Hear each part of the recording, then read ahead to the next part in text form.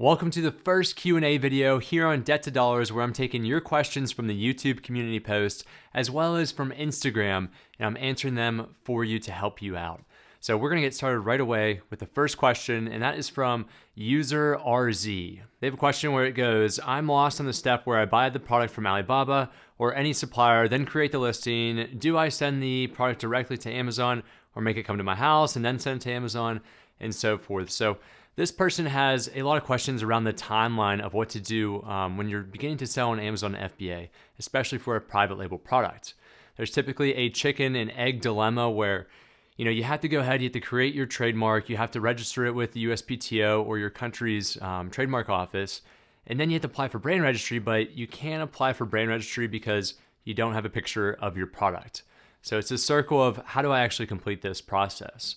Now, what I recommend doing as a beginner Amazon seller is to start off by trademarking your brand with the USPTO, file that application, then place your order with your supplier and make sure that that trademark is permanently affixed to the product or packaging, and then ship it to your home or your business's location. Now, the reason why I don't recommend shipping directly from your supplier's location to Amazon is because you need to create a shipment workflow to do that. In order to get that, you need to create a listing. In order to get that, you need to be brand registered so you can create your listing with that brand name. So what I mean by that is go ahead and to ship the products to your house, take the photo of your product or packaging with the trademark, apply for Amazon brand registry, create your listing, and then you can go ahead and ship them to Amazon. Amazon's partnered carrier rates are extremely inexpensive. It costs a couple dollars to ship about 50 units of a small item to Amazon from the continental United States. So, you're really not going to be losing out on a lot, but you're really eliminating the possibility of you having an error in your shipping process since you're not shipping direct. All right, the second question from Abdullah here. From which services can I get a chargeable credit card with my LLC for the Amazon Seller Central Charge method as I live outside the US? So this question is mainly for those non-residents to the US, and they're looking to sell within Amazon.com in the US from an outside country that they currently reside in. Now, my suggestion here is do not try to apply for a credit card here within the United States because typically you need a social security number or you need your EIN if you have a foreign LLC that you registered here in the United States. It's a lot more complicated and banks are going to require more information, and it's just going to be more difficult holistically to go ahead and get that credit card here in the US. So what I recommend doing is to go ahead and apply for an internationally chargeable credit card within the country that you reside in. So all you have to do is apply for that credit card in your country, make sure that's internationally chargeable, and then you can go ahead and add it to your Seller Central account because Amazon recognizes those internationally chargeable credit cards. It's the same thing. Okay, our next question here is from user XU. Hi, just a question, please. How long before you actually have an inventory can you register as a seller and list? So the good news here is that you can go ahead and you can create your seller account on Seller Central as soon as you want to. There's really nothing limiting you from doing that as long as you have verifiable address and a verifiable identity. You can get started with that immediately before you have any inventory, before you even have a product idea. Now, when it comes to listing your product, you do not technically need to have inventory stocked in order to list that product. You can go ahead and list your product listing. Just keep your inventory at 0 if you're doing FBM or MFN. And if you're doing FBA, that inventory won't be stocked until it arrives at Amazon. So to answer your question, you can go ahead and you can create your Seller Central account. You can begin listing your products as soon as you want to. There's nothing really preventing you whether or not you have inventory. Just make sure you do not sell any units if you don't have inventory stocked and you're using the FBM MFN method. Okay, the next question is from Wisdom Wave 1. As a beginner, which category to join in wholesale? Our brand approval is good to go as a new seller with a new account, or should I go with distributors? So I'm going to answer the first question, which category is best for wholesaling?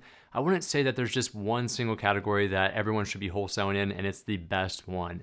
Now, what I will say with wholesaling is there are some categories that require less approvals for you to begin to list those products in that category and also to gain approval to sell that specific brand.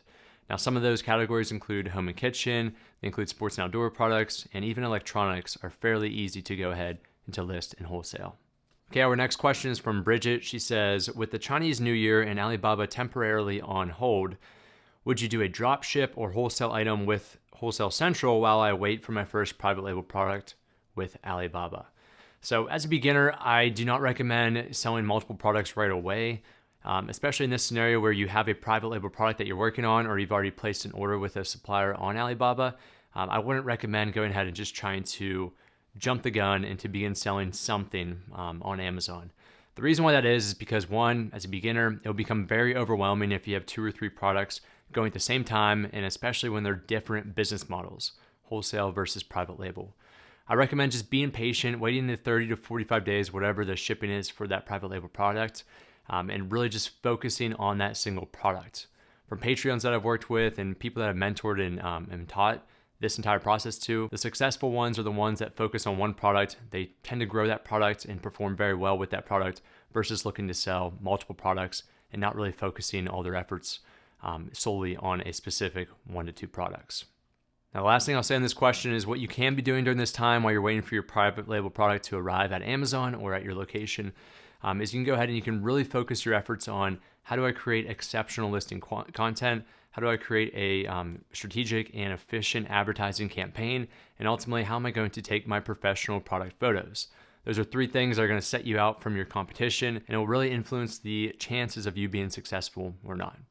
All right, so we have a question here from TNT Master about AI. So this is a hot topic right now in really any type of technology space, but also in e-commerce. So they ask, what bot or AI do you use to find the best stuff to sell? So I've actually gone ahead and I created my own AI technology, my own chat bot, and it's within the free app that I created called Seller Buddy AI. Now, to access the AI feature, you will have to go ahead and you will have to get the Pro membership, which is $19.99 a month. But there's plenty of other free resources on Seller Buddy that you can use to help you out in your day-to-day selling experience. Now, for me in my business, I do use that. However, I don't use AI or a chatbot, maybe how you may be assuming that I'm using it based on this question. I'll never go ahead to a chatbot and say, I'm looking to sell a product that's in electronics and it has to have a price above $50. I'll never ask that because I rely solely on my criteria for my own business. I'll filter down the results and I'll find maybe a couple different niches. And then I may use AI technology to go ahead and to vet those ideas or at least validate that my idea is supported by data. So I think AI and chatbots are great for verifying product ideas and to source data. However, make sure that you are the one that is ultimately making that decision for your investment in e-commerce. Okay, so we have a handful more questions here, but I just want to take a second to let you know I do offer a mentorship program on Patreon where I can coach you one-on-one through chat or through webcam, and we can work together and I can help you grow your e-commerce or your Amazon store. So make sure you check that out after this video if you still need more help or if you want a quicker response time on questions like this. All right, let's go to Instagram now. So I have a direct message question from Vladen here. He asks, would you advise creating unique titles, bullet points, and backend keywords for each of the 3 color variations of the same product? So this is a great question because the obvious answer is obviously yes. You want to create unique bullet points and titles and keywords for a product. However, if I have a variation, does it really matter? The simple answer here is yes, it does matter. So anytime you create a new variation, it creates a new Amazon serial identification number or ASIN. As soon as you create a new ASIN, it's its own listing, if you will, even if it's on the same parent listing. It's its own detail page. So one, it's important for the search ranking that you implement as much of the search engine optimization information you can for your product. And 2, it's also important from the customer standpoint who's purchasing your product. So if I go to a color variation that's green versus the blue main one, if I'm reading a bullet point and saying that I'm receiving a blue product and I'm looking at the green one, it may lead to some customer confusion. And I may say, I'm going to go to a different listing because I'm not 100% sure that I'm going to receive that green one, even though it's selected, even though it's in the images. But the content that I'm reading here is a little bit misleading. So yes, go ahead and do all that for each variation. All right, here's a great question, and it's actually on certificates that you can have for your products, such as climate-friendly certificates or the Okotex one that they're referring to here. This subscriber says, a lot of sellers have used their manufacturer's Okotex certificate for their listing to get Climate Pledge Friendly badge. You also see that there's many more badges like this one, and the only way to actually get these badges placed on your product detail page for your specific ASINs is to go ahead and to send your product certificate, or in this case, the Okotex certificate, to Amazon seller support, and they have to manually add those badges to your ASINs. So it's very easy to do this. All you have to do is go to the help in the upper right-hand corner of Seller Central, open a case with seller support, and request them to add this product certificate or this Ocotech certificate to these specific ASINs and make sure to list those out. Now, it's also very important that you attach the actual physical or digital certificate to this case. If you don't have that certificate, they won't be able to grant you that badge. So it's very important that you include that. Now, on that certificate, you need to include some things. Make sure that the business name, the registered business name, is on there, and it's also the same one on your Amazon seller account. The second thing is make sure you have your brand name if you can. If this is a branded product, include the brand name somewhere on that certificate. If it's not on there and it's just your manufacturer's certificate, you may have to show an invoice to prove that you worked with that manufacturer and this is that product. But it's just easier. If you have your registered business name, you have the brand on there, there's no reason why Amazon shouldn't grant you that badge. All right, the age-old question. This seems like this is always a go-to place for many beginner Amazon sellers, and including myself when I first got started. Is selling phone cases a good idea? Well, I would say, the simple answer is no. It's probably not a good idea for the vast majority. Now, if you're selling a phone case that you plan to uniquely design, and it's a phone case that is doing something better than all the other phone cases on the market, yeah, you may have a shot. But I think as a beginner Amazon seller, there's many more product niches that are much more attractive.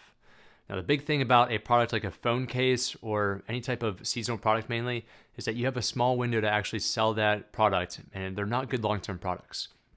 What I mean by that is every single year we have new phones, especially iPhones and Samsungs, coming out every 6 to 12 months really. So if a new phone is coming out, dimensions are probably going to be different, meaning that same phone case that you've been selling for the past couple of months, it's basically obsolete unless someone is looking for an older phone case type, which significantly reduces your target audience. All right, the next question is about different Amazon marketplaces that you may see in your account. So this person asks, I have multiple marketplaces. Some of them are zero selling. How to remove specific country from the marketplace? Please teach me how to do this.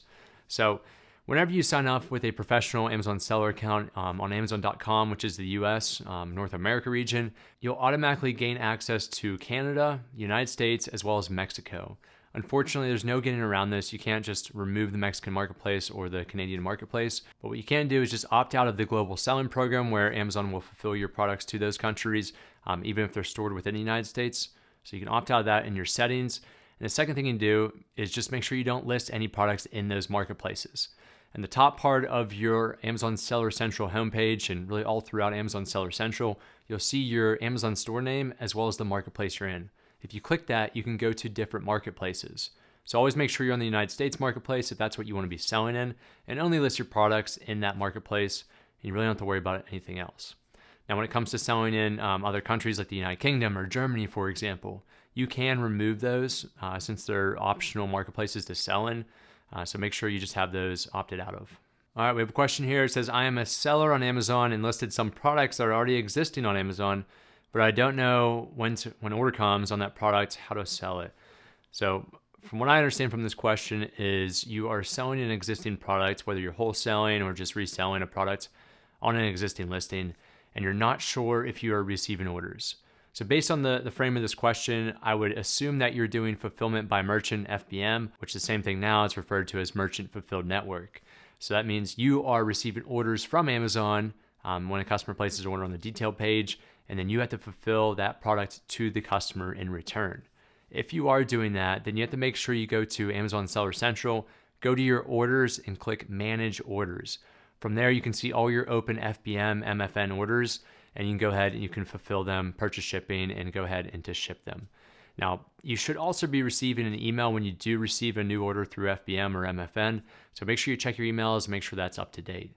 Now, if you're selling through FBA or fulfillment by Amazon, you don't have to worry about this.